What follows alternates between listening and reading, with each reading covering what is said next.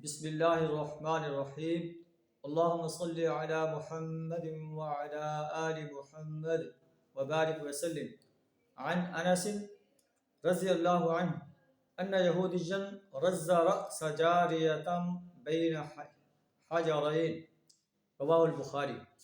کتاب الخصومات۔ حضرت انس رضی اللہ تعالیٰ عنہ بیان کرتے ہیں کہ ایک یہودی نے ایک لڑکے کا سر دو پتھروں کے درمیان رکھ کر کچل دیا، تو اسے کہا گیا من فعل ھذا بک، تیرے ساتھ یہ کام کس نے کیا ہے؟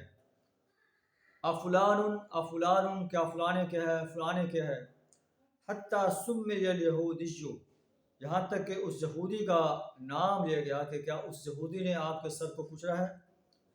فاومت برأسها، اس نے اپنا سر ہلایا کہ فلاں یہودی نے میرے ساتھ جو ہے ایسا کیا ہے۔ فاخذ الیہودی، اس یہودی کو گرفتار کیا گیا، پکڑا گیا۔ فاعترف، اس نے اعتراف کیا۔ فامر به النبی صلی اللہ علیہ وسلم فرز رأسه بین حجرین، نبی صلی اللہ علیہ وسلم نے حکم دیا کہ اس کے سر کو بھی ایسے دو پتھروں کے ساتھ کچل دیا جائے۔